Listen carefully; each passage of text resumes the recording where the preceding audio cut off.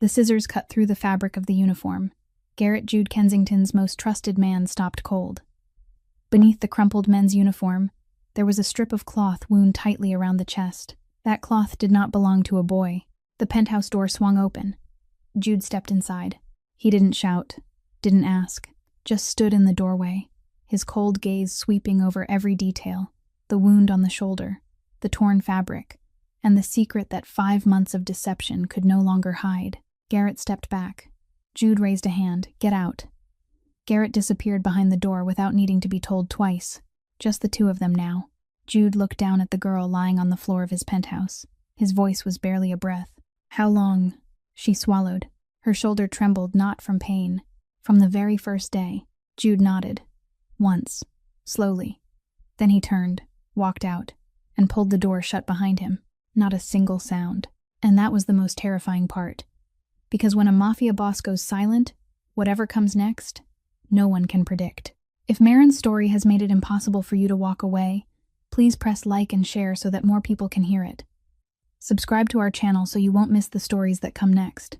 But to understand why a 27-year-old girl was lying on the floor of the most dangerous man in Chicago's penthouse, chest-bound, shoulder bleeding, eyes fixed on the door that just closed, as if it were the only thing in this world she was afraid to lose, you have to go back 5 months. To the night, Marin Caldwell picked up a pair of clippers, looked at herself in the mirror one last time, and erased every trace of who she used to be. 5 months earlier, Marin Caldwell stood behind the living room door, her back pressed to the wall, her hand clenched tight against the wood. Inside, Douglas Caldwell's voice rang out with brutal clarity. Her uncle was speaking with a man she had never met, yet had heard named far too many times. Terrence Boyle. Douglas said, "My niece, 27 years old, healthy, obedient. You won't be disappointed." Then came the scratch of a pen signing paper. Then laughter. 2 men laughing together as if they had just closed a real estate deal. And that deal was her. Marin didn't cry. She had run out of tears long before this night ever came. She only stood there, listening to every word, then slipped back to her room without a sound. She sat on the bed, both hands resting on her thighs, staring out the window. Outside, Portland lay swallowed in rain. She thought of her father. He had died when she was still in school, in an incident tied to crime, one she was never allowed to fully understand. Her mother collapsed a few years later. Illness, mixed with grief, took everything from her. From that moment on, Douglas seized control of the family assets and of her life. He spent everything her parents had left behind, every dollar, every object, every memory that held value, and when there was nothing left to sell, he sold her. Marin waited until the house sank into silence. Waited until Douglas's snoring drifted out from the next room. Waited until the clock had passed 2 o'clock in the morning. Then she rose. She went into the bathroom, locked the door, and turned on the light. The hair clipper lay in the drawer, the one Douglas used to cut his own hair because he hated spending money at a barber shop. Marin picked it up. Her hand didn't tremble. She switched it on and dragged the blade through her hair. Strand after strand fell onto the white tile floor. She didn't stop, didn't hesitate. She cut until her hair was nothing but a rough crop close against her scalp. Then she took a long strip of cloth and wrapped it tightly around her chest, pulling until her breathing turned shallow and sharp. She put on the men's clothes she had hidden the week before, bought from a thrift store with the few coins she had managed to save. She looked into the mirror. The person looking back at her wasn't Marin Caldwell. Wasn't the girl Douglas had just signed away. It was a stranger's face. Thin, bony, neither clearly male nor female. A blurred shadow that could vanish into any crowd without a single head turning, and Marin felt a strange lightness move through her, because the person standing in that mirror was someone no one would want to buy. She went back to her room, opened the last drawer, and took out her father's old phone. The screen was cracked. The battery could only hold a few hours of life, but it was the one thing Douglas had never bothered taking, because it wasn't worth a cent. To Marin, it was everything. She slipped it into the inner pocket of her shirt, right against her chest. She took nothing else. No photographs, no letters, no keepsakes beyond that phone. She stepped out of the room, walked down the hallway, and past Douglas's door. The snoring was still steady. She opened the back door, stepped into the rain, and didn't look back. The bus station was a 30-minute walk from the house. Marin walked through the rain, her cap pulled low, her shoulders drawn in. She bought a ticket with cash. The ticket clerk didn't look at her for more than 2 seconds. "Where to?" she said. "Chicago." Not because she knew anyone there. Not because she had a plan. Chicago was far enough from Portland, big enough for a person to disappear without ever being found. And she knew the service industry in a big city always needed workers, was always short-handed, and rarely asked too many questions. She had waited tables before Douglas forbade her from working, so he could control her more easily. She knew how to wipe tables, carry trays, lower her head, say yes, and become invisible. That was the only skill she had. And tonight, she was betting her entire life on it. The bus pulled out at 3:15 in the morning. Marin sat in the last row, her head resting against the window. Streetlights slid past in long streaks, then slowly faded as the bus moved beyond the city. She didn't sleep. She watched Portland grow smaller in the rearview mirror until it became nothing but a dim smear of light, and then nothing at all. Marin Caldwell disappeared that night, and on the overnight bus heading east, only Martin Webb remained. A boy no one recognized, no one knew, no one was searching for. That was exactly what she needed. The bus arrived in Chicago at nearly 4 o'clock the following afternoon. Marin stepped down onto the platform with numb legs and an empty stomach. The city greeted her with the blare of horns, the cold wind sweeping in from the lake, and a current of people moving past without sparing her even a second glance. Good. That was exactly what she needed. She found a cafe with free Wi-Fi, took the most hidden corner seat, and turned on her father's old phone.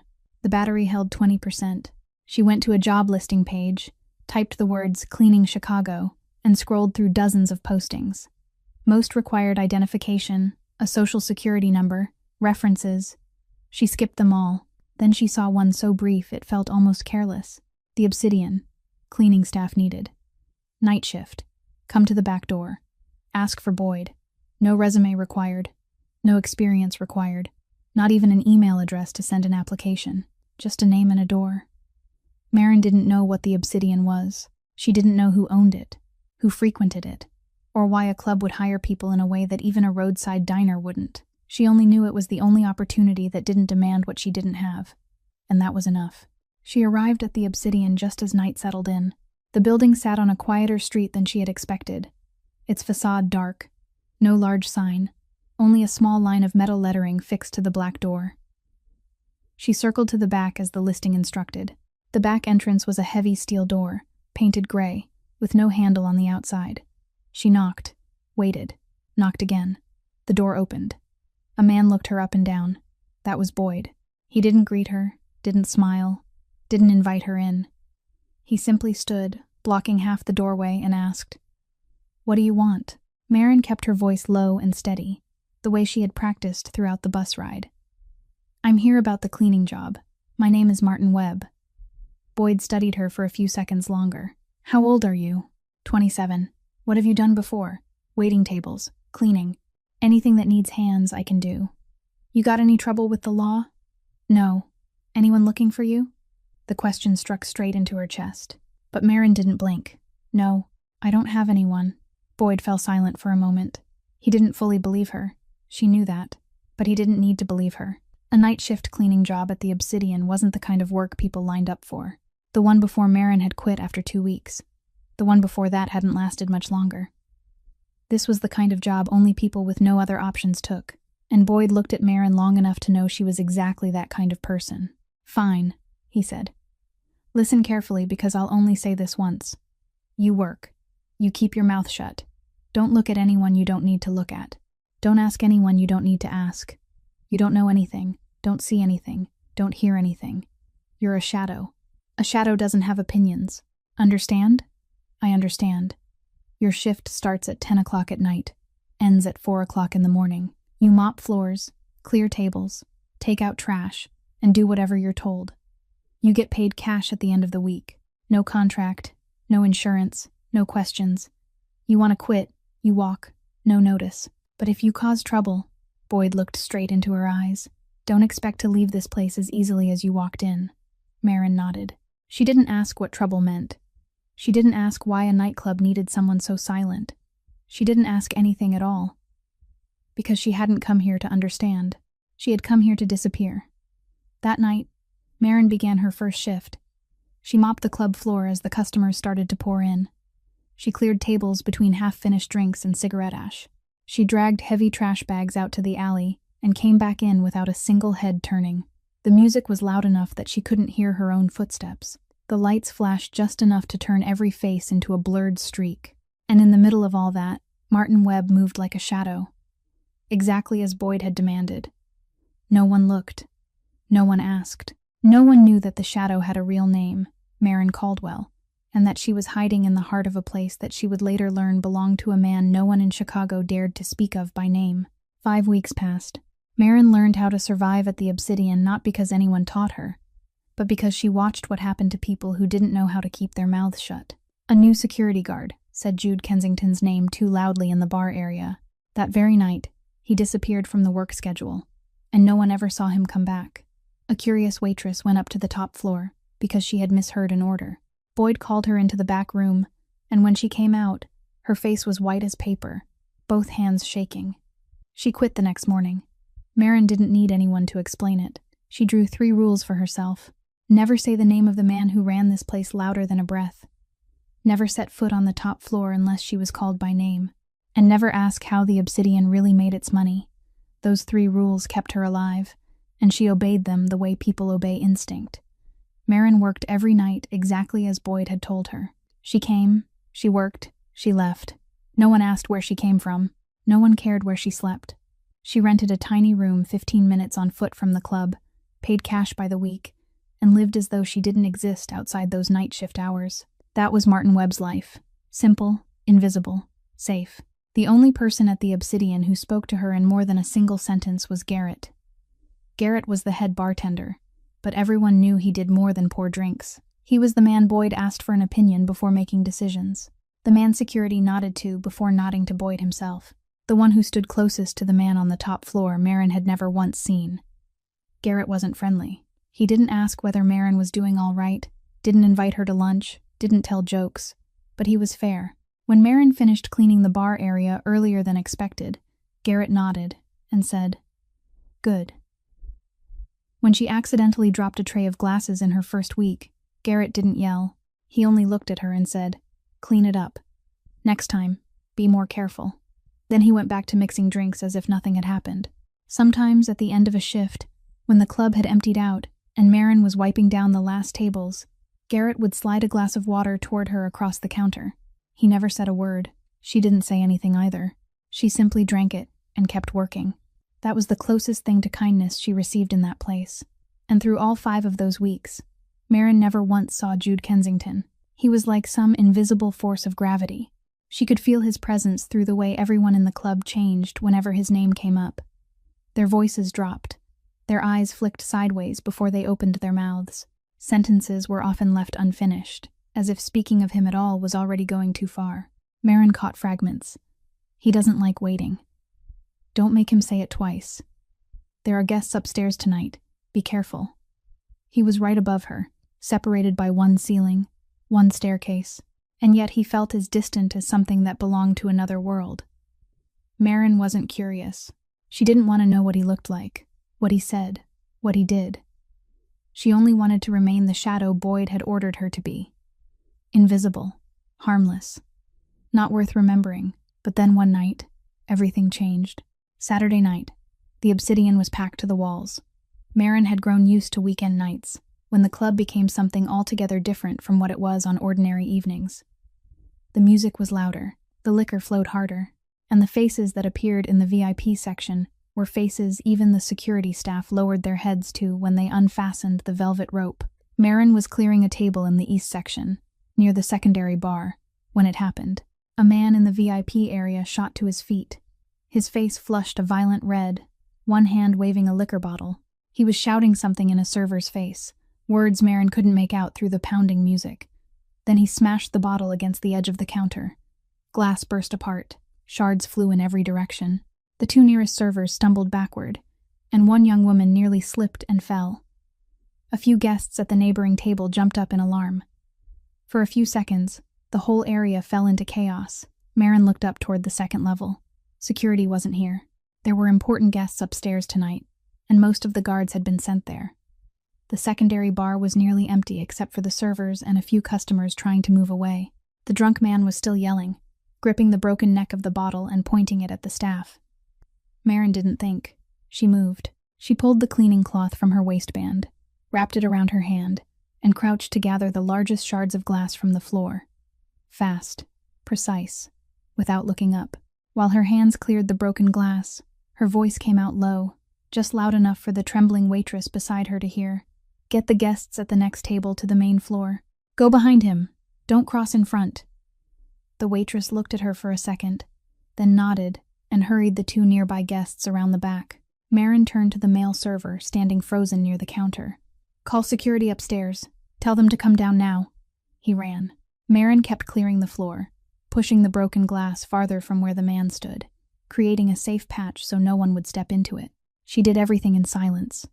No shouting, no panic, no direct eye contact with the drunk man. She moved at the edge of his vision, low and slow, like a shadow cleaning up wreckage, without giving him one more reason to explode. Less than 2 minutes later, security came down. 2 large men took hold of the drunken guest's arms, calm but firm, and led him toward a side exit. Slowly, the area returned to normal. The music kept playing. The drinks kept pouring, as though nothing had happened at all.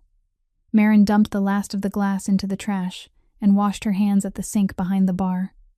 When she lifted her head, she saw him.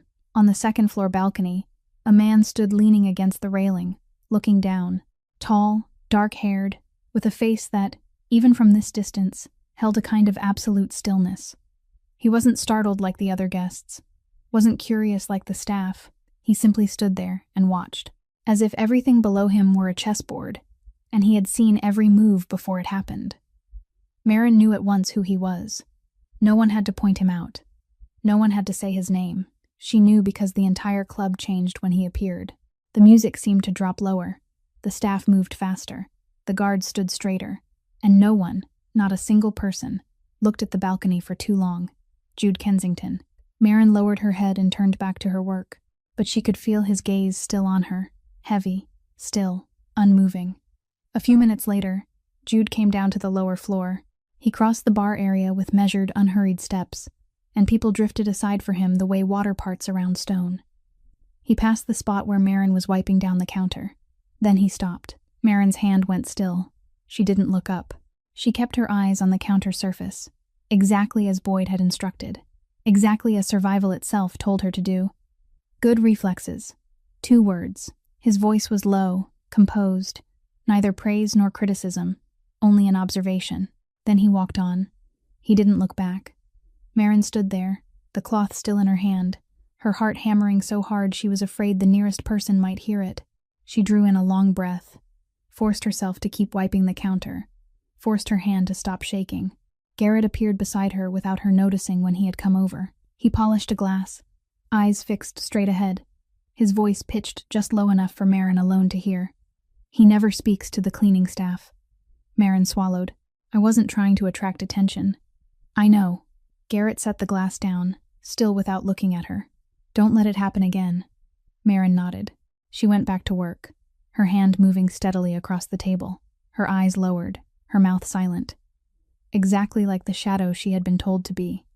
But she knew something had changed, because for the first time in 5 weeks, she was no longer invisible. Someone had seen her.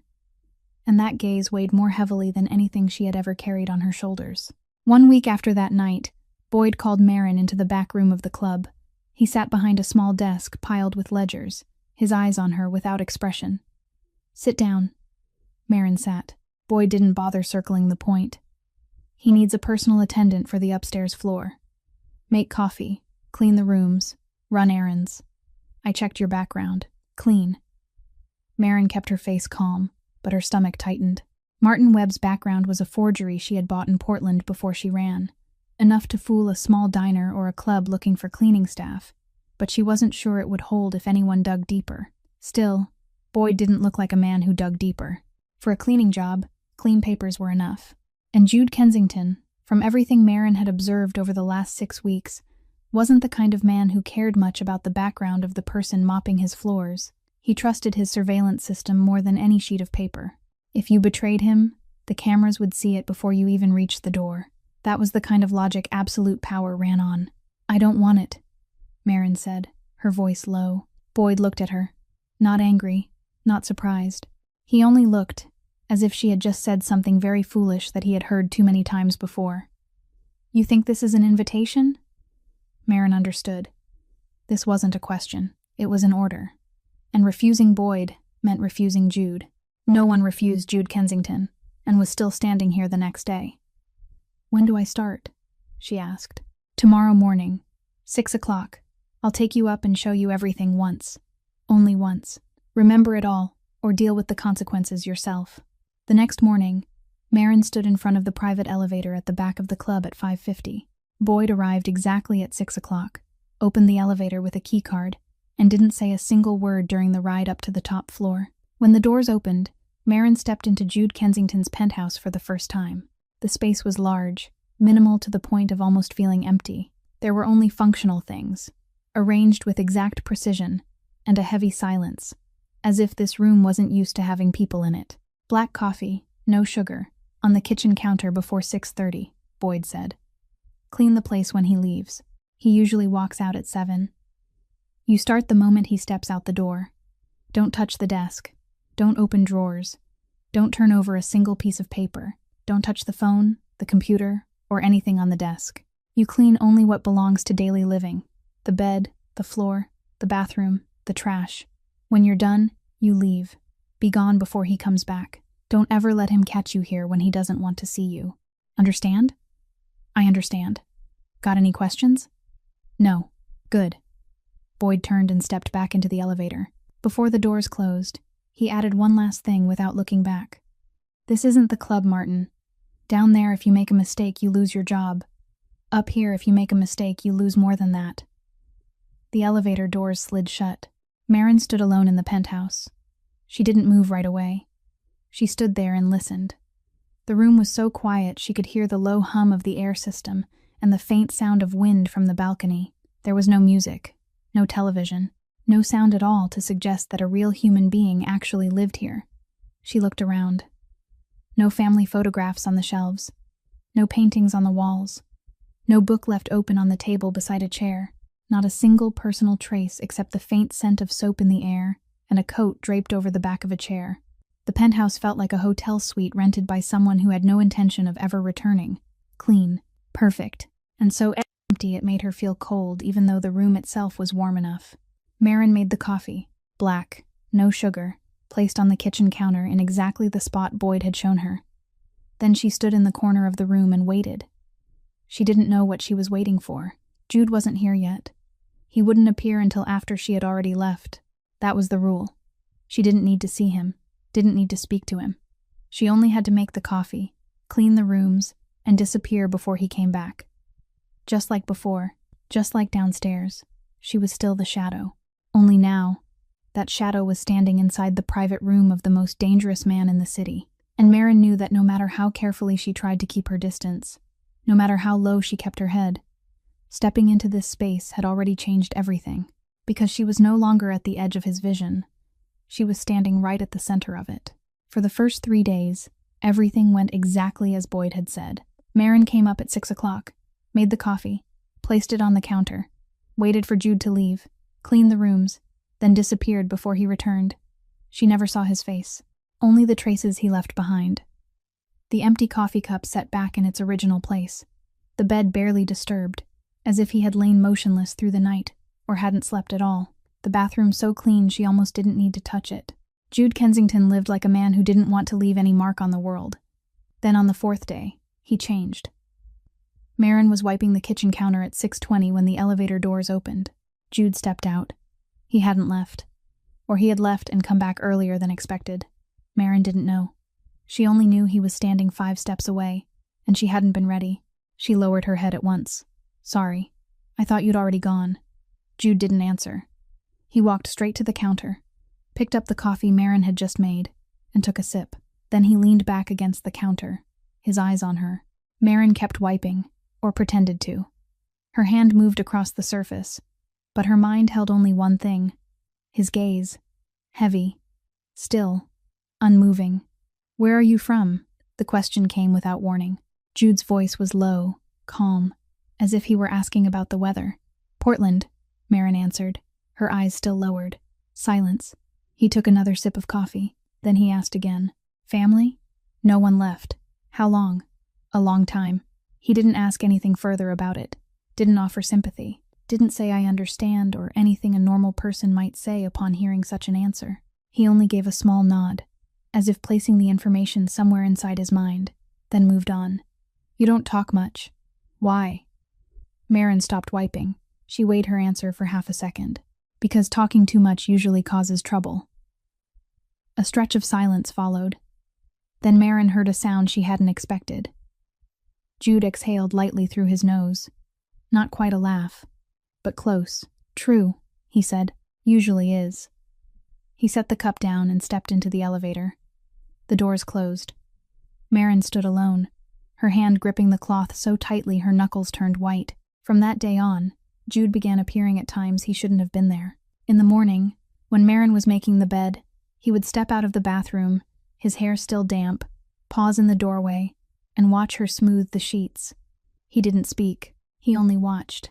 In the afternoon, when she brought up more coffee at Boyd's request, he would be sitting in the living room, and his eyes would follow her from the moment she stepped out of the elevator until she set the cup down and turned away. He didn't speak every time. Sometimes it was only his presence. Sometimes it was a short question dropped into the air. How long have you worked here? More than 6 weeks. You know anyone outside? No. Good. Marin realized something. Each time Jude appeared, he wasn't just asking. He was observing. The way she held a cup, the way she folded a blanket, the way she moved through the room. And most of all, he watched her eyes. Marin lowered her gaze every time he looked at her, following the rules, following instinct. But she knew, and he knew. Her eyes didn't bow. She lowered her face, looked at the floor, looked at her hands, looked anywhere but at him. But in the brief moment before she could turn away, Jude always caught it. Her eyes, level, direct, unafraid. Only for a second, but enough. Then came the 9th morning since Marin began serving upstairs. She was making coffee, her back to the living room, when she felt him right behind her. No footsteps. Jude moved so quietly she hadn't heard him approach until the warmth of his body touched the back of her neck. She froze. Her hand stopped mid-motion, fingers still holding the handle of the coffee pot. Your collar, Jude said, his voice right beside her ear. Then his hand lifted and adjusted the collar of her uniform. It had folded inward, a small mistake Marin hadn't noticed in her rush that morning. His fingers brushed her neck. Just a second. Skin against skin. Cool against warm. Marin stopped breathing, not out of fear, because she didn't know what she was feeling. Jude's hand left her neck. He stepped back half a step, but didn't leave. Your hands are too thin for a floor boy. Marin swallowed. She forced her voice to remain steady. I don't eat much. Never have. He looked at her hands for a moment longer. Then he turned away, stepped into the elevator, and the doors closed. Marin set the coffee pot down because her hand was shaking too much, and she was afraid she might spill it. She leaned back against the counter, closed her eyes, and breathed slowly. He was testing her. She knew that. Not because he suspected she was a woman. Not because he had uncovered the false papers. But because, for some reason even he hadn't yet named, Jude Kensington was being drawn toward this cleaning boy. And he was trying to understand why. That was the most dangerous thing of all.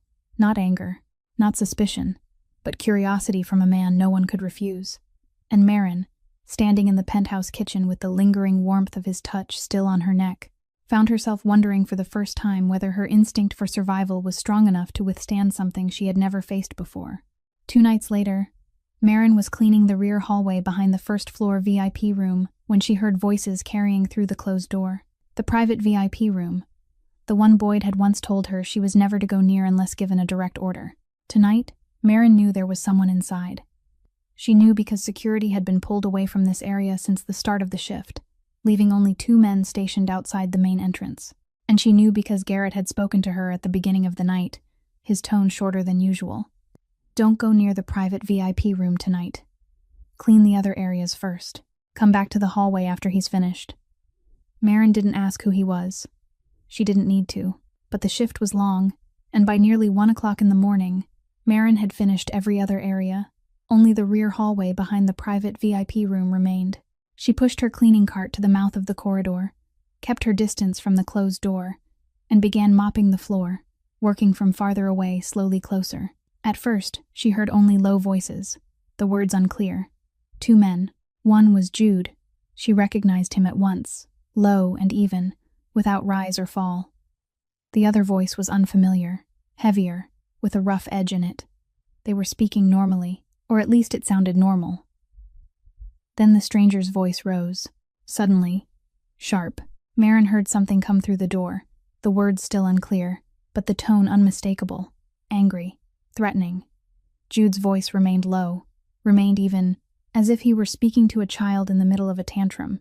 Then came the crash of a chair tipping over, the sound of something striking the table. And then metal. Marin knew that sound. She had lived in neighborhoods where that kind of sound meant you either ran or hit the ground. She froze in the middle of the hallway, one hand gripping the mop handle, her heart pounding hard.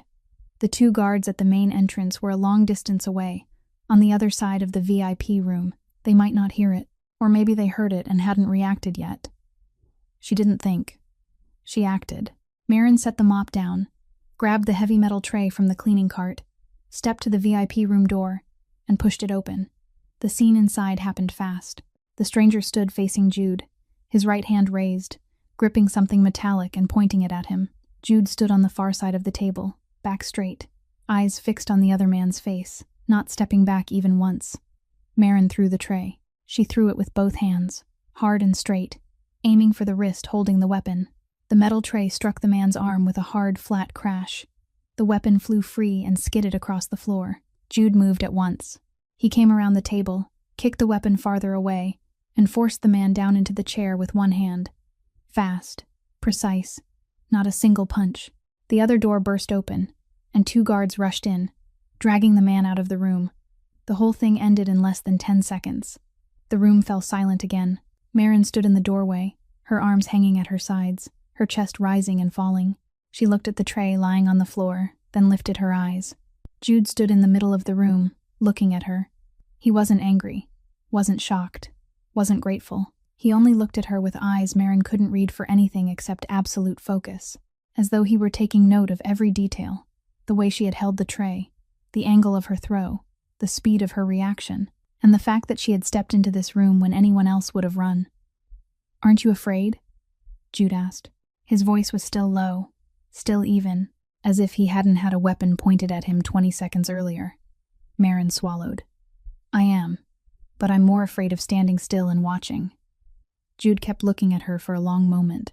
Then he stepped closer, stopping 2 paces away. "You're the cleaning boy. Reflexes like that don't belong to someone who mops floors. Where'd you learn it?" "I used to live in an unsafe place. For a long time.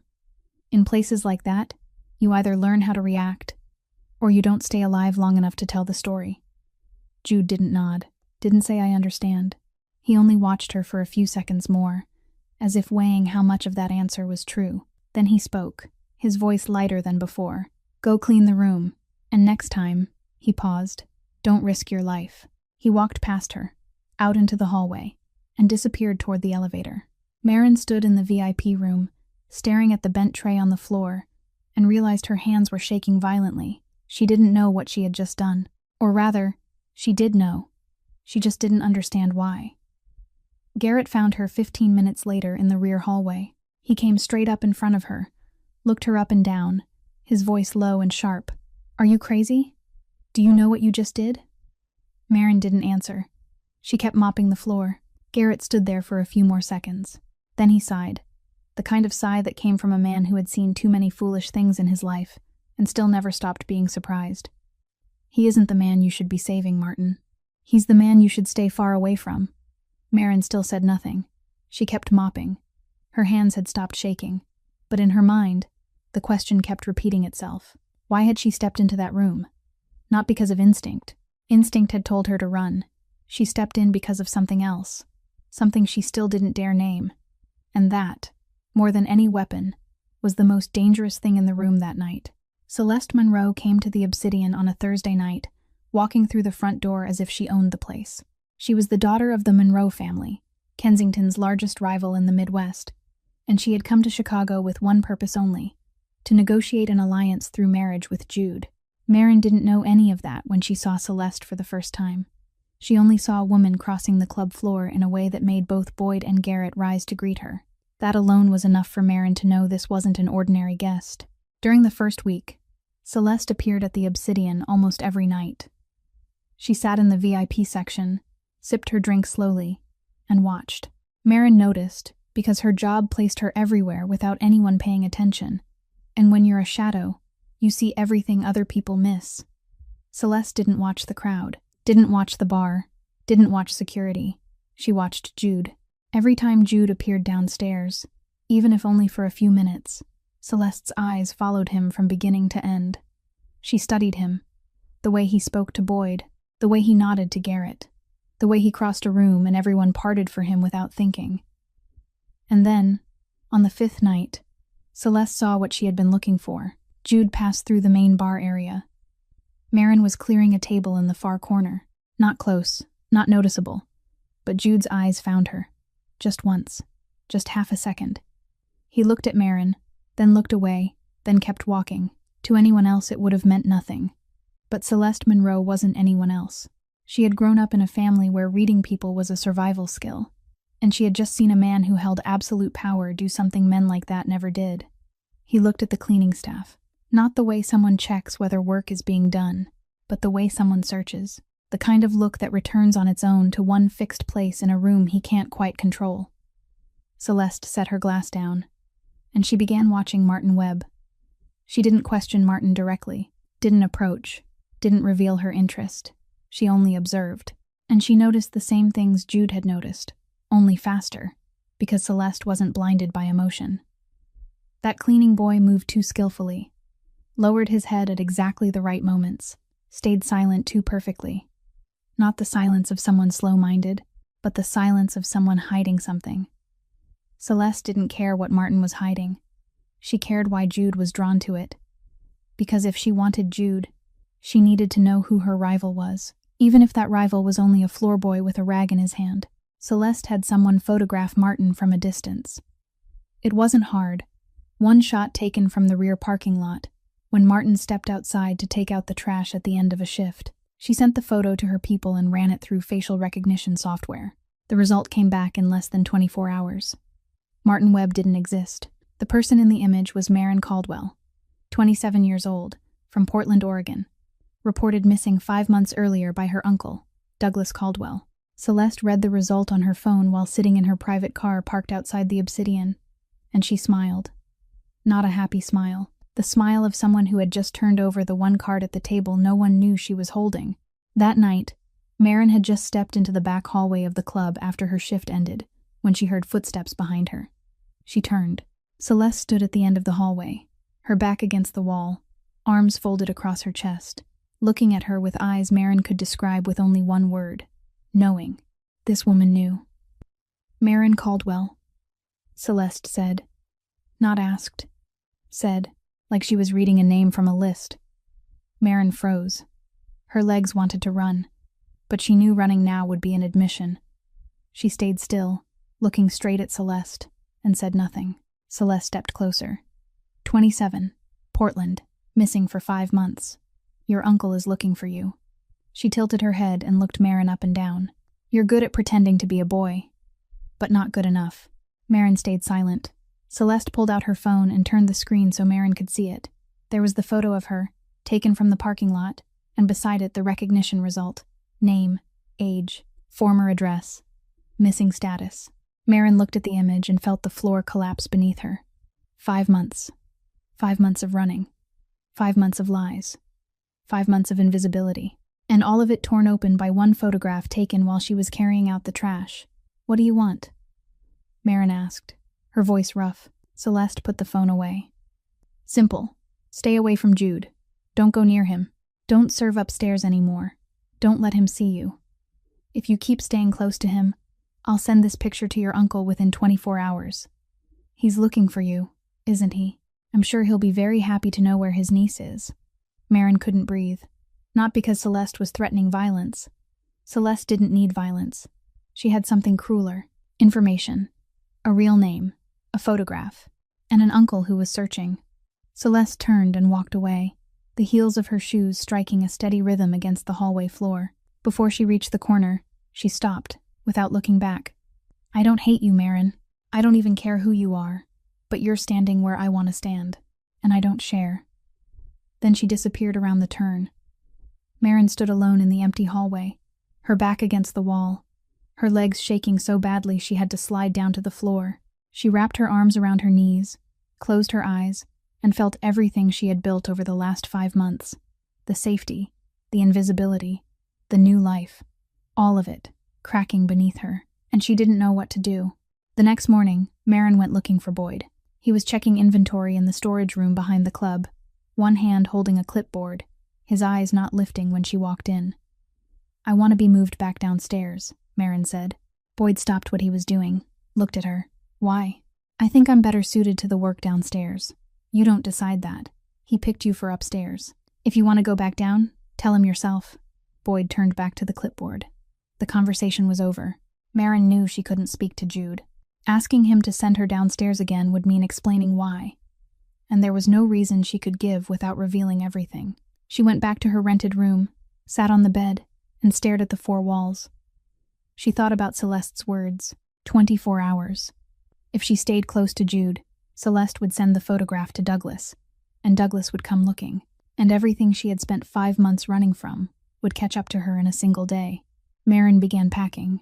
There wasn't much to pack. 1 small backpack, 2 uniforms, a few ordinary clothes bought from thrift stores, and her father's old phone. Lying in the pocket of the coat hanging behind the door, she took the phone out and turned it on. The cracked screen glowed faintly, 11% battery.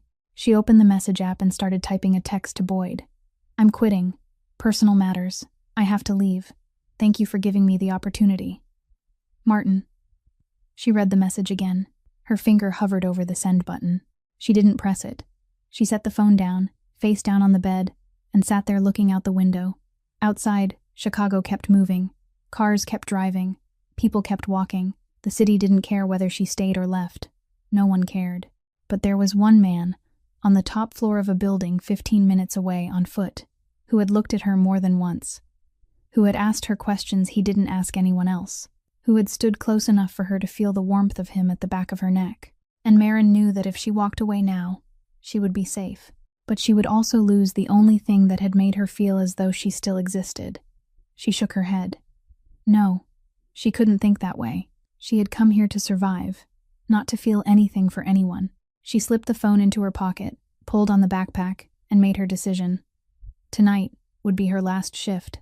She would go up to the penthouse, clean it one final time, then send the message to Boyd and disappear before dawn. The way she had disappeared from Portland. The way she had disappeared her entire life. Marin arrived at the Obsidian at 10 o'clock that night. She worked the lower floor as usual, cleared tables, mopped floors, took out trash. For the last time, she felt every motion as if she were memorizing it. The music, the smell of liquor, the flashing lights, the sound of glasses striking one another.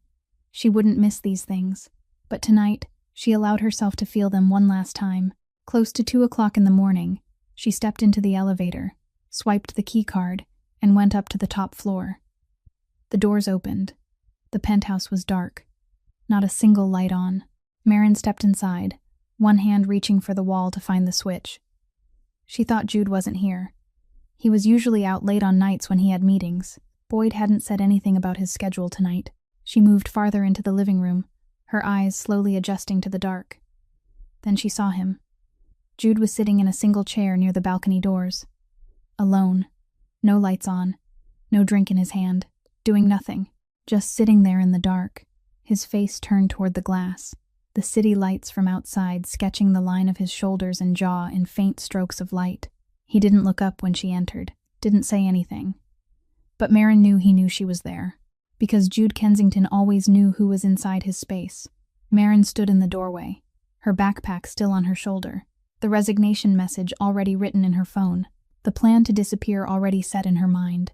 She only had to turn back to the elevator, go downstairs, send the message, and walk out the back door for the final time. But she looked at Jude sitting there, alone in the dark, and her feet wouldn't move. Marin stood there for another 10 seconds. 20 seconds. She counted in her head because counting kept her from thinking about anything else. Then she lowered her backpack to the floor, walked into the kitchen, took a glass of water, and brought it over, setting it down on the small table beside Jude's chair. She didn't know why she did it. Her plan had been to turn around and leave. The resignation message was already written. The backpack was already packed. All she had to do was step into the elevator and press the button. But instead of leaving, she was standing in the dark, 2 steps away from Jude Kensington, placing a glass of water he hadn't asked for. Jude didn't look at the water, didn't look at her. He remained seated, unmoving, his gaze fixed on the glass doors, as if the city outside was the only thing he could bear to look at in that moment. Marin knew he had just come back from a meeting. Garrett had mentioned it at the start of the shift, his tone tighter than usual. He has an important meeting tonight. Don't disturb him. But the meeting was over, and Jude was sitting here, in the dark penthouse, not turning on the lights, not pouring a drink, not calling for anyone. A man with hundreds of people under his command, sitting alone in the dark. Why are you still here? Jude's voice broke the silence. Low, tired. Not a command, a real question. When everyone is afraid of me, why are you still standing here? Marin didn't answer right away. She stood in the dark, listening to his breathing, listening to the distant hum of the city beyond the glass, and searched for the truest answer she had. Not a safe answer. Not the answer of Martin Webb, the cleaning boy who knew how to keep quiet, but the answer of Marin Caldwell, the girl who had sat in the dark too many nights to forget how heavy it felt. Because I know what it's like to sit alone in the dark when no one comes. She said it softly, not philosophical, not trying to impress, just the truth. Simple enough that it didn't need explaining. Jude lifted his head. For the first time since she stepped into the room, he looked at her, and Marin saw something in his eyes she had never seen before. Not coldness, not control, not the gaze of a man in power evaluating someone beneath him, but exhaustion. A depth of exhaustion that could no longer be hidden. The loneliness of a man the entire world obeyed, yet no one stayed with. Power could buy obedience, could buy fear, but it couldn't buy what Marin had just given him, the presence of someone unafraid. Jude stood up, slowly, his eyes never leaving her face. He stepped closer. 1 step. 2. Stopped right in front of her, close enough that she could feel his breath, close enough to see every line of his face in the faint glow of the city outside. You shouldn't be here, he said, his voice rough. Marin didn't step back. I know. You shouldn't have said that to me. I know. And I shouldn't do this. He kissed her. Not gently, not hesitantly. Jude kissed her, as if he had held something back for too long, and it had finally broken loose. His hand caught the collar of her shirt, pulling her closer, his mouth finding hers in the dark. Marin didn't push him away. She should have. She knew that. Everything in her mind was shouting that this was wrong, that this was dangerous, that this would destroy everything she had built over the last 5 months. But she didn't push him away, because for the first time since the night she had stood in front of the mirror in Portland with the clipper in her hand, someone had seen her. Not Martin Webb, not the shadow, but something beneath all of that. Something she had thought was long gone. Jude saw it, even if he didn't know what he was seeing. Then Jude stopped. Abruptly, he let go of her collar, stepped back 1 pace, then another. His hands clenched into fists at his sides. His jaw tightened. He didn't look at her. He looked down at the floor, breathing hard, as if he had just realized he had done something he couldn't control. And for Jude Kensington, losing control was the worst thing that could happen. Get out. 2 words. Low. Hollow. Now. Marin said nothing. She bent down, picked up her backpack, turned away, stepped into the elevator. The doors closed. She didn't look back. Inside the elevator, Marin leaned her back against the cold metal wall, closed her eyes, and felt the heat still lingering on her lips. Her hand found the phone in her pocket. The resignation message was still on the screen, the cursor blinking after the final period. She looked at it. Then she turned the screen off and slipped the phone back into her pocket. She didn't send the message. Marin didn't leave. Not because she had forgotten Celeste's warning, not because she thought the threat was a joke. She remembered it with brutal clarity. Every word, Every inflection, every sharp click of Celeste's heels against the hallway floor as she turned and walked away. Marin remembered all of it, but she stayed anyway. And the reason was simpler than any analysis could make it. She didn't want to go. For the first time in 5 months, for the first time in many years before that, someone had seen her. Not Martin, not the shadow, but something behind all of that. And she wasn't strong enough to cut herself away from that feeling. Not yet. The next morning, Marin went up to the penthouse at 6 o'clock as usual.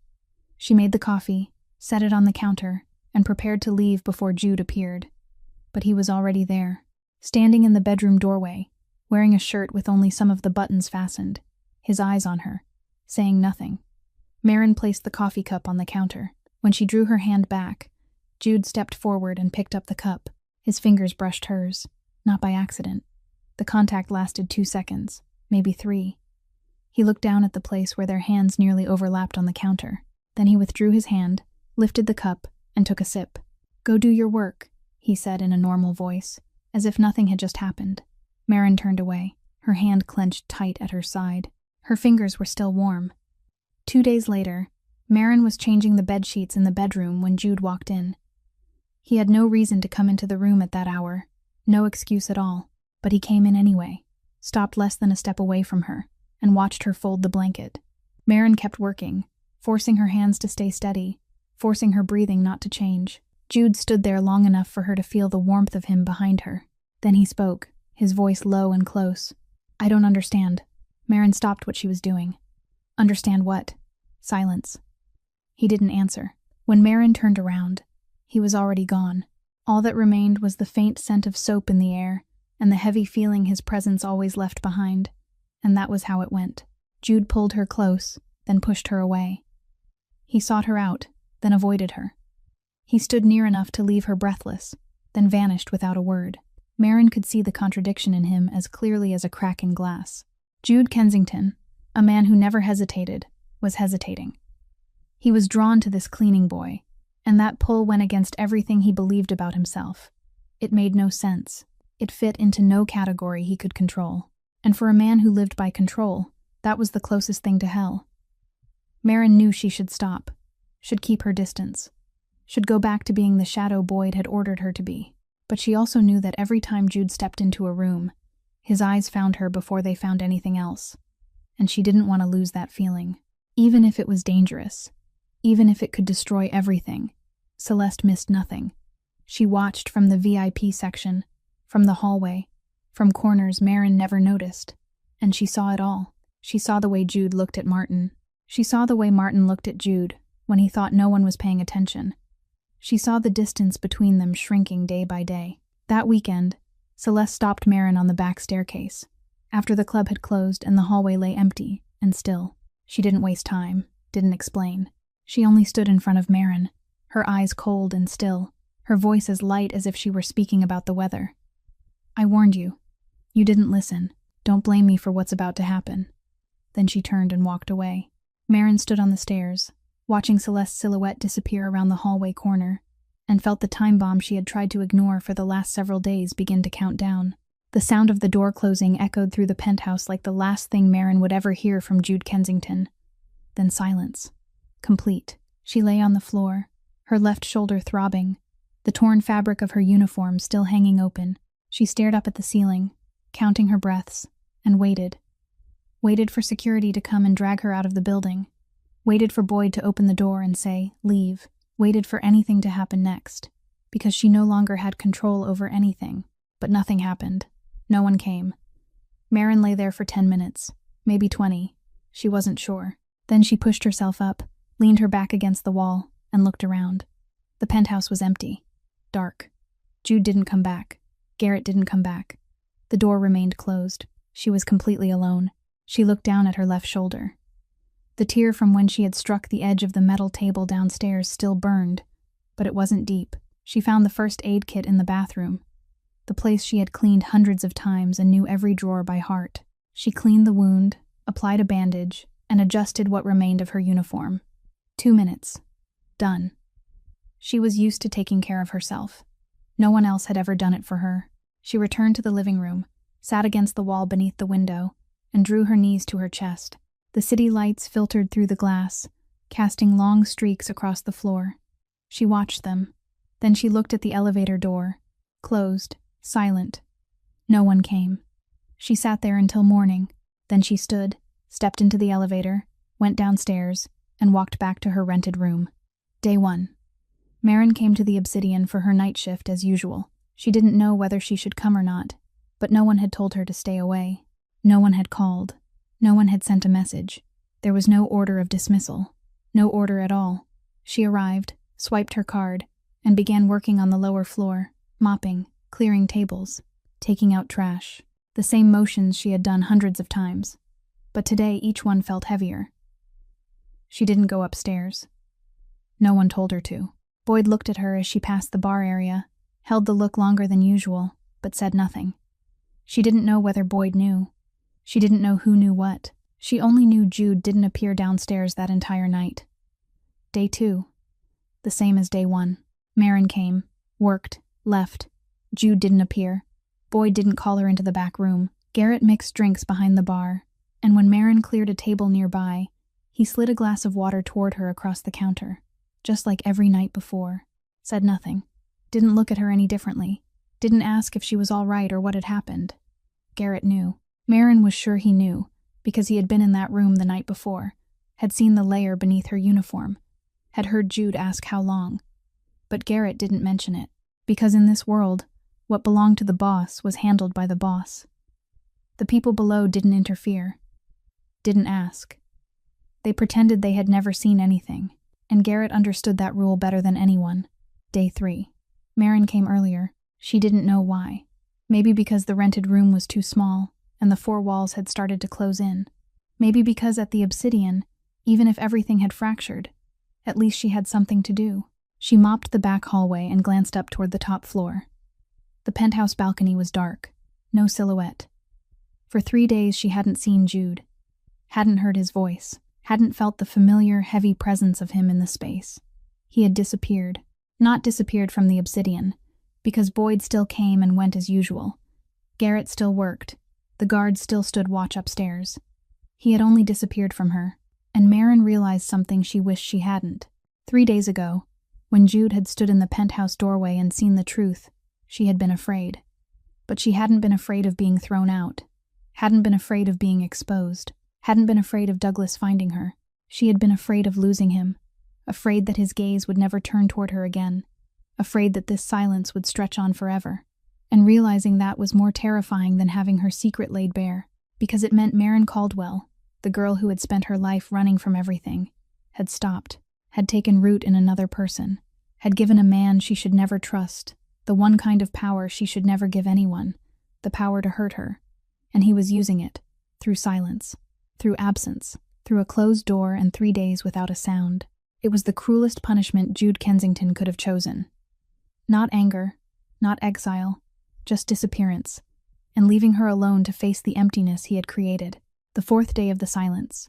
Marin came to the Obsidian with her hair less carefully hidden than before. She still wore the men's uniform, still kept her posture low and her steps quick, but her cap was no longer pulled tight across her brow. She didn't wear it firmly. She didn't force all her hair underneath.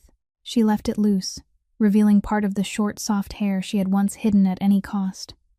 Why, she couldn't have explained clearly. Maybe because after the night the truth came out, hiding no longer meant anything. The only person she had been hiding from already knew. Garrett knew. Jude knew. And she was tired. Tired of forcing herself into a shape that wasn't hers for 5 months. Tired of binding the cloth across her chest every morning until her breathing turned shallow and quick. Tired of keeping her voice low, her steps heavy, and her head bowed at exactly the right angle. So she loosened it, just a little. Enough to breathe easier, but also enough for the people looking for her to recognize her. That night, Marin's shift ended close to 3 o'clock in the morning. The club was closed. The lower floor was dark, lit only by the hallway lights. Marin changed in the staff room, pulled on her coat, and stepped out through the back door as she did every night. The alley behind the Obsidian was narrow, and the street lamp only reached halfway down it, leaving the rest drowned in shadow. Marin had walked through that alley hundreds of times without ever thinking twice.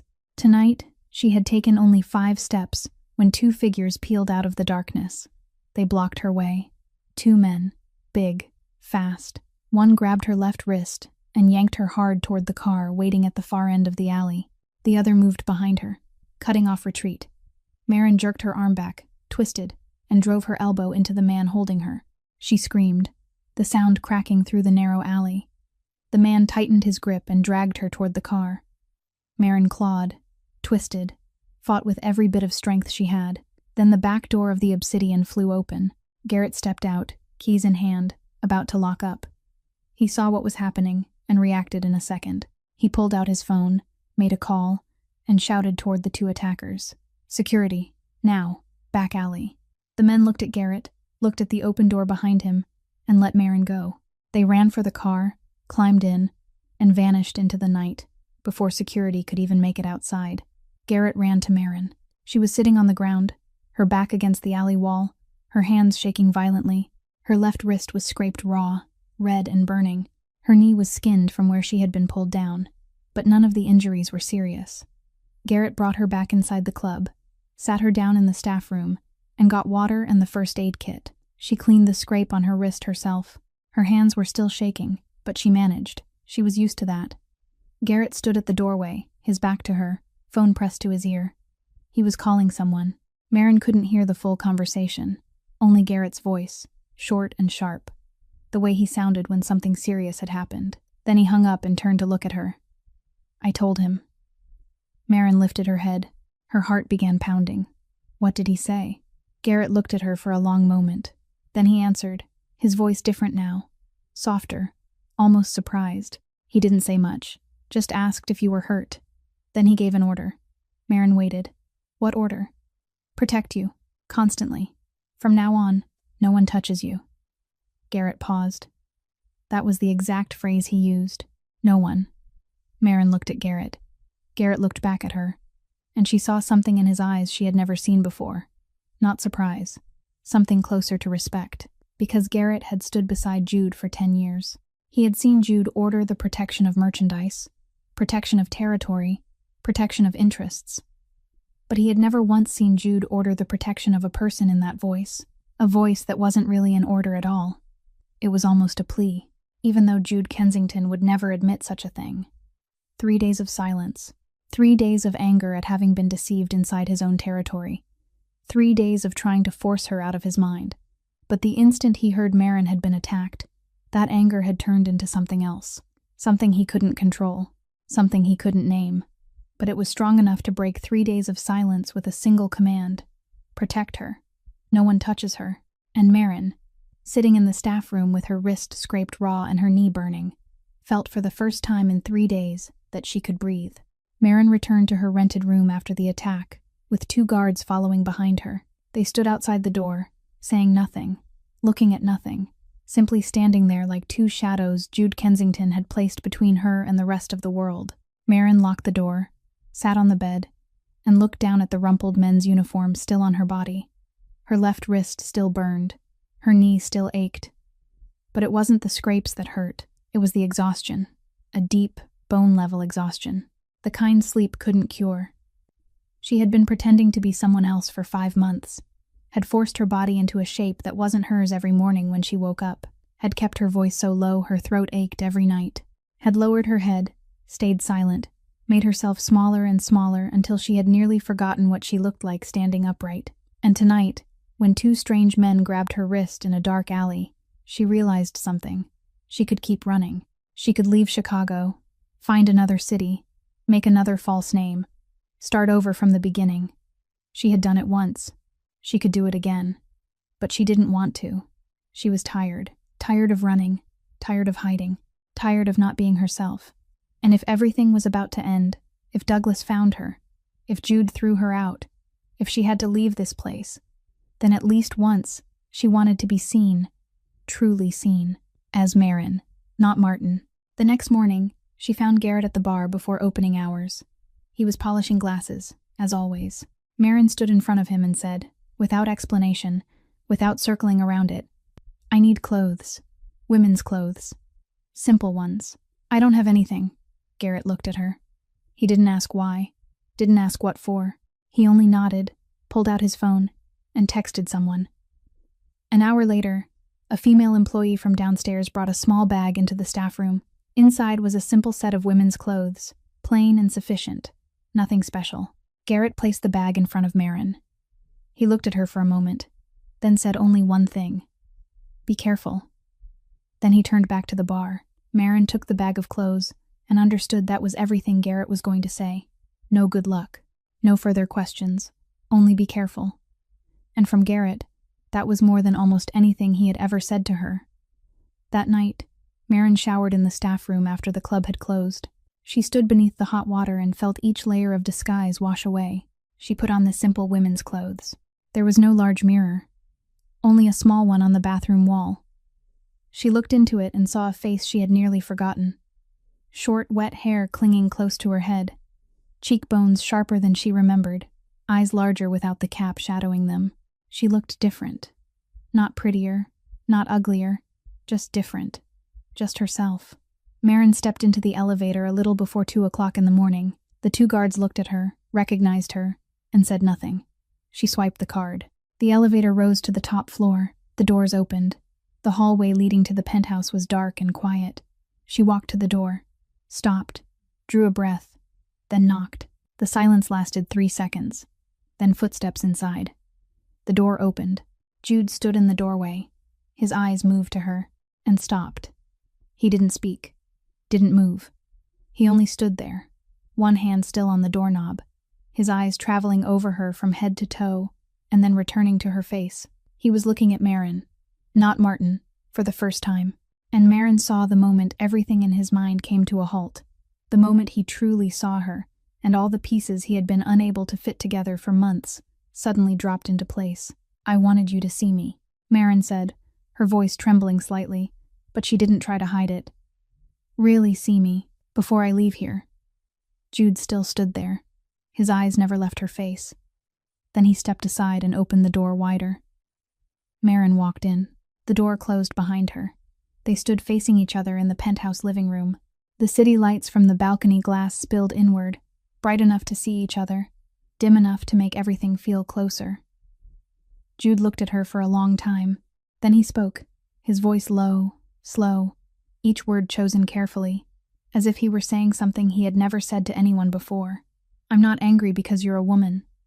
He stopped, drew a breath. "I'm angry because you made me doubt myself. For months I looked at you and didn't understand why. Why I wanted you near me when I thought you were a cleaning boy. Why I searched for you in every room. Why 1 minute without you in my sight felt like something missing. I thought something was wrong. Wrong with me. I spent 3 days asking myself what was wrong with me." He stopped again, looked at her. "And then Garrett called, said you'd been attacked. And I realized there was nothing wrong with me at all. What I felt wasn't wrong. It was only right for the wrong person. Or more truthfully, the right person with the wrong name." Marin felt tears rising, but she didn't cry. She spoke softly. "There's nothing wrong with you." Jude stepped closer. 1 step, 2, stopping right in front of her, close enough for her to feel his breath. His hand rose slowly, carefully, and touched her face. His palm rested against her cheek, warm and gentle, so gentle Marin almost didn't feel it at first. As if Jude Kensington, the man the whole city feared, was afraid that if he touched her more firmly, she would disappear. "You're not going anywhere," he said. Not as an order, not as a request, but as something in between. Something a man like Jude didn't have words for. But Marin heard it, and she understood. She placed her hand over his where it rested on her cheek, held it there, and for the first time in many years, Marin Caldwell didn't run. A week passed. Marin stayed in the penthouse. No more men's uniform. No more cap. No more Martin Webb. She lived on the top floor of the Obsidian as Marin Caldwell, and although no one said it aloud, everyone in the club understood. Boyd didn't ask. Garrett didn't comment. The guards still stood watch, and Jude was still Jude, cold, precise, controlled. But now there was a woman sitting at the penthouse kitchen counter every morning, and he didn't order her to leave. Then on a Wednesday afternoon, Boyd called up to the penthouse. Garrett answered, spoke a few short sentences, then turned to Jude. "There are 2 men at the front door. One says he's Marin's uncle. The other one is named Terrence Boyle. They're demanding to see her." Marin was sitting at the kitchen counter. She heard Douglas's name and felt her entire body go rigid. Not fear in the old way, not the kind that made her want to run. Something deeper than that. Something that had soaked into her bones over many years. The reflex of a child hearing the footsteps of someone she knew would bring misery with him. Jude looked at her. He saw that reaction. Saw the way her shoulders locked, the way her hand tightened on the edge of the counter. The way her eyes dropped to the floor as if she were trying to make herself smaller. He said to Garrett, his voice calm, "Bring them up here." Garrett looked at Jude. "You sure?" "I want to meet them. Here. On my territory." Garrett called Boyd. 5 minutes later, the elevator opened, and Boyd led the two men into the penthouse. Douglas Caldwell stepped out of the elevator with the posture of a man who believed he had the right to be anywhere. He wore a cheap suit, and his eyes swept over the penthouse quickly, as if he were pricing it. Terrence Boyle came behind him, bigger, older, quieter, but the way he looked around showed he wasn't used to being escorted anywhere like a guest. Douglas saw Marin at once. His eyes darkened, his face began to flush, and everything he had been holding in through 5 months of searching exploded out in a single sentence. "Do you have any idea how much trouble you've caused? How much money I had to spend to find you? How many times I had to apologize to Mr. Boyle for your stupid little runaway stunt?" He moved toward Marin, one hand stabbing a finger toward her face. "Move. Now. You're coming home. There's nothing to discuss." Marin said nothing. She stood beside the kitchen counter, her back straight, her eyes fixed on Douglas's face. She didn't step back, didn't lower her head, but she didn't need to say anything, because Jude spoke for her. "Sit down." 2 words. Jude's voice wasn't louder than ordinary speech, but it cut through Douglas's yelling the way a blade cuts through paper. Douglas turned. For the first time, he truly looked at the man sitting behind the desk at the far end of the room. Jude had been there from the beginning. He hadn't stood when they came in, hadn't shaken hands, hadn't introduced himself.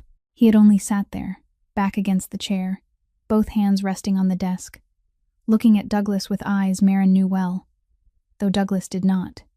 Those eyes made Douglas stop talking. "I said sit down." Jude repeated it. Same voice, same volume. Douglas sat. Terrence sat too. Instinct. When Jude Kensington tells people to sit, they sit, even before they know why. Jude opened the desk drawer, took out a thick envelope, and placed it on the desktop. He pushed it toward Douglas. "Open it." Douglas looked at the envelope, looked at Jude, then opened it. Inside was a file. Douglas flipped through a few pages, and the color slowly drained out of his face. Marin couldn't see the contents from where she stood, but she saw Douglas's hand begin to shake. A record of every debt, every illegal gambling deal, every dirty transaction he had carried out over the years. All of it was in that envelope. Neat, exact, detailed enough that it couldn't be denied. Jude spoke, his tone still as calm as if he were reading from a menu. "You have 2 choices. 1, you walk out that door, you never appear again, you never contact Marin again, and you forget you ever had a niece. 2, I send this file to 3 places: the police, the tax authorities, and the man you owe the most money to?"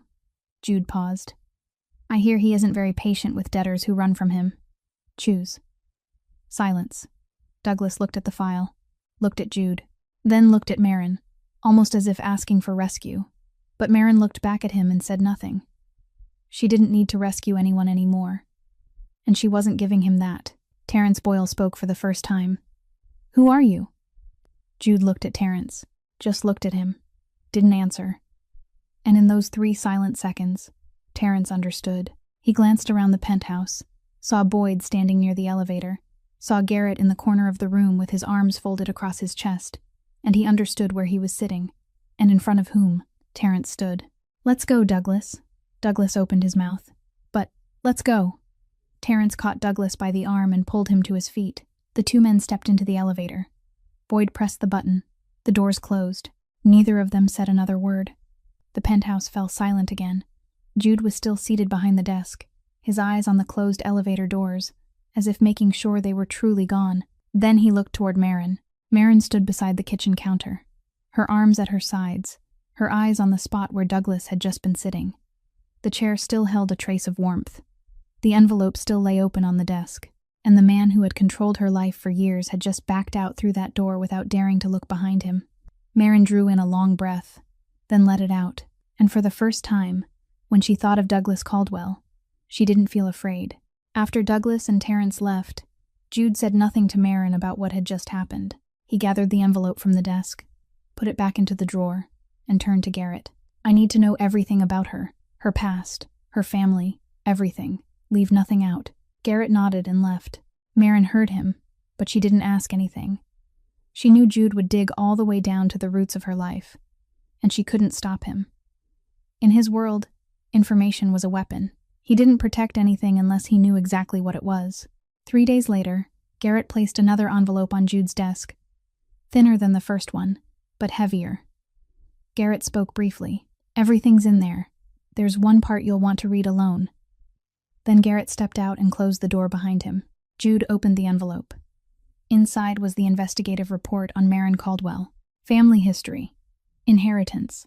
The record of Douglas Caldwell's theft of the family assets. All of that was expected. But on the last page, there was one section Jude had not expected. Marin's father, an accountant working for a small company in Portland, had died years ago. The official cause had been listed as an accident, but the investigation went deeper. He had died because he had accidentally witnessed a money laundering transaction being carried out through the company where he worked. The organization behind that transaction was a Portland operation connected to the Kensington family. Jude read that line, then read it again. That branch had been dismantled long ago, before Jude inherited power after his father's death. The incident had happened when Jude was still young, not yet involved in any of the family's operations. He hadn't known about it, hadn't ordered it, hadn't approved it, but it carried the Kensington name, and the man behind it had belonged to his family. Jude set the report down on the desk. He sat there, not moving, not pouring a drink, not calling anyone, just sitting with his back against the chair, staring at the papers on the desk without truly seeing them. Beyond the glass, Chicago burned with light. The penthouse was silent. And Jude Kensington, a man who never hesitated, sat there for a very long time. The girl he was keeping in his penthouse. The girl who had cut her hair, bound her chest, disguised herself as a boy, run from Portland to Chicago, and hidden under his roof for 5 months. The girl whose uncle he had just thrown out. The girl he had ordered protected. The girl he had kissed in the dark and told, "You're not going anywhere." Her father had died because of his family, not because of him, but because of the name he carried, the name he had inherited, the name he had spent his life building and defending. That name had taken her father, and then, through that, her mother, and then everything else. Jude sat there until morning. Then he folded the report, locked it away in the drawer, and called his lawyer. He didn't tell Marin. He acted.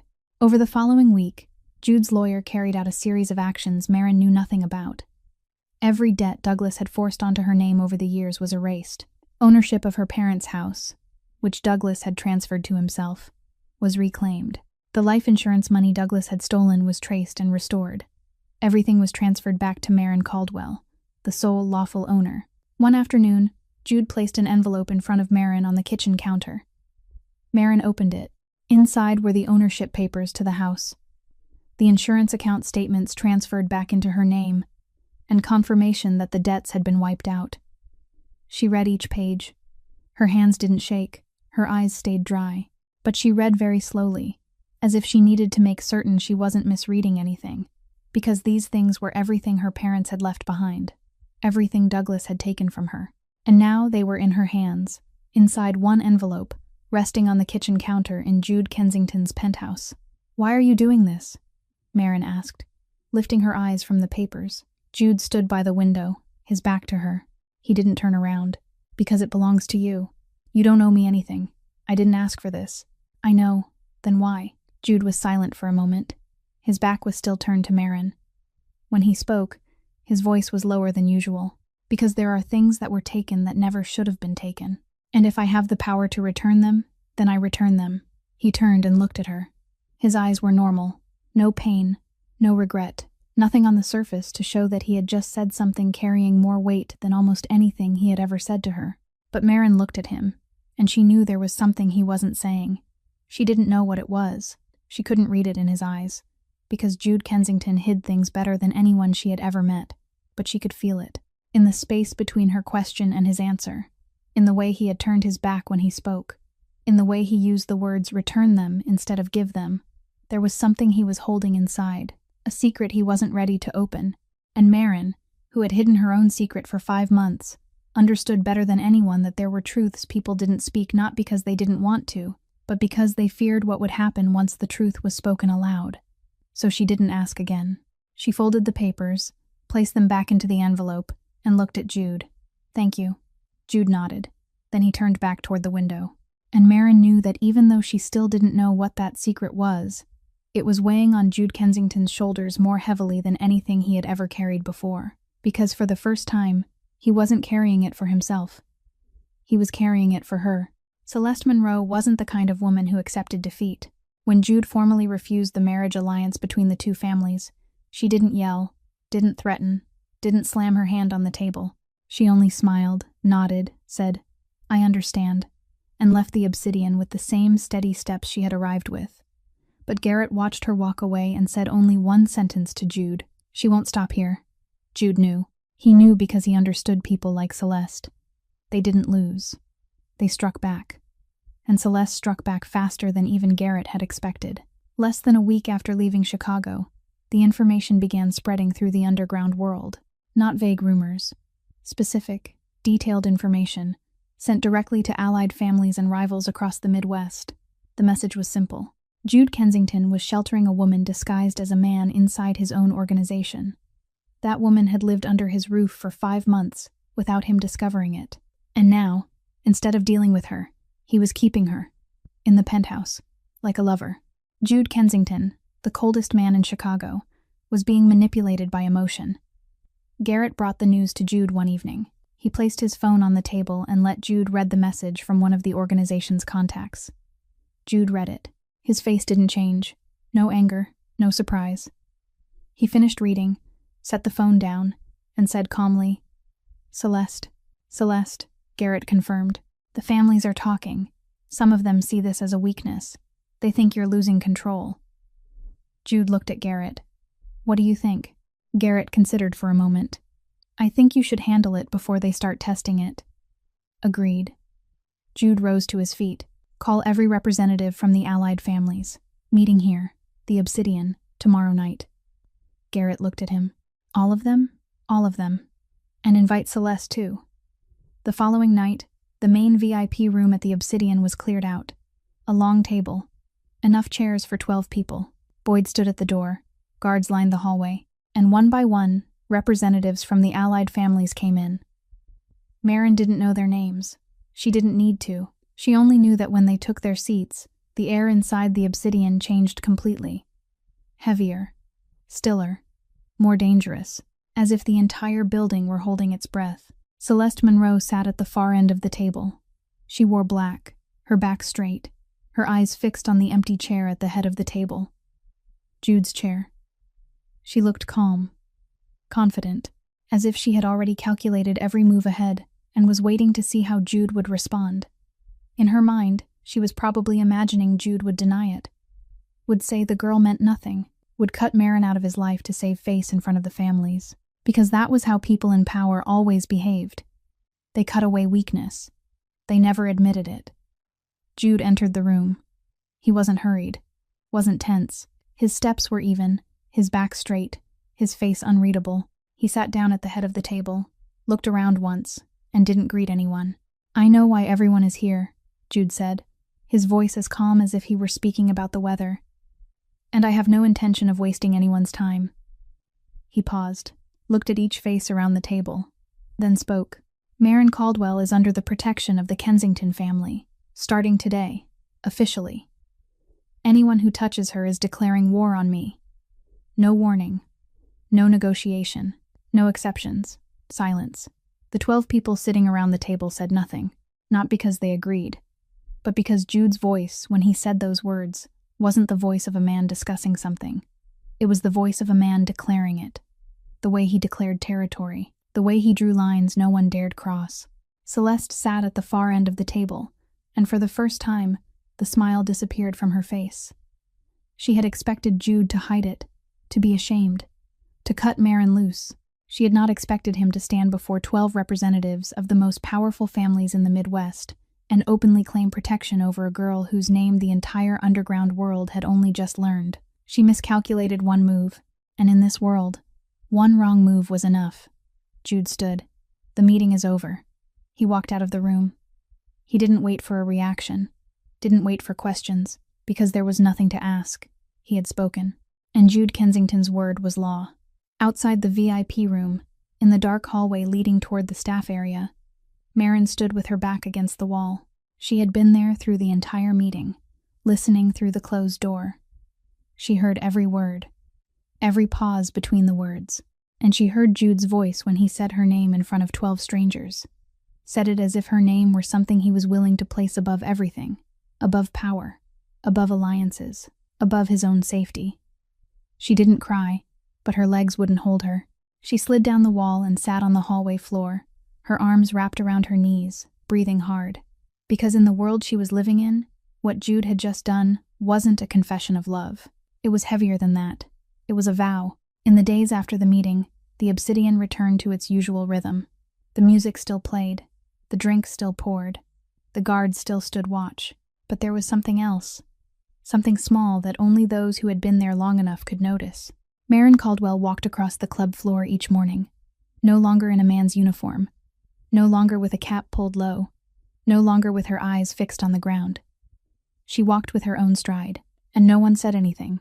Garrett still called her Martin sometimes. In the morning, when she passed the bar, he would look up and say, "Morning, Martin," then pause, frown slightly, and correct himself, "Marin." He didn't apologize for getting it wrong. She didn't ask him to. It was just a habit from 5 months, and they both knew it would fade with time. Boyd nodded to her each morning when she came through the back door. He said nothing, didn't smile, just nodded, and for Boyd, that was everything. That was how he said you belong here without speaking. Jude arranged for Marin to study management. Not at the Obsidian, somewhere outside, a program in central Chicago, tuition paid in advance, flexible schedule. When Marin asked why, Jude answered simply, "Because I don't want you depending on anyone, not even me."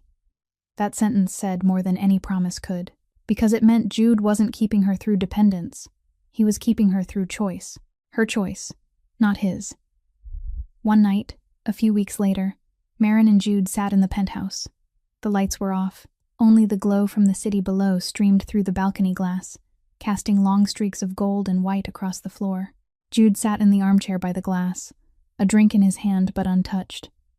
Marin sat on the floor beside his chair, her back leaning against it, her legs drawn in, looking out over the city. "Do you regret it?" Marin asked softly.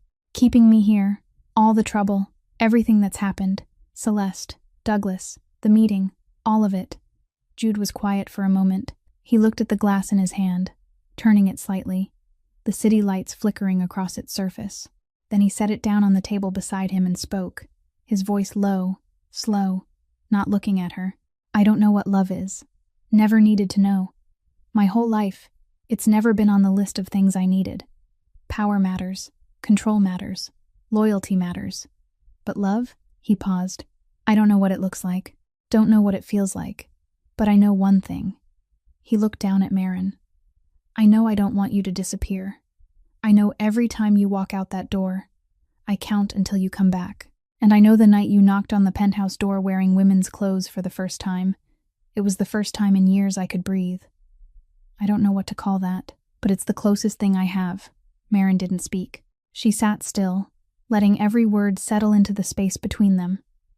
Then she leaned slightly, resting her head against his shoulder. Gently, slowly. Jude didn't move, didn't pull away, didn't say anything more.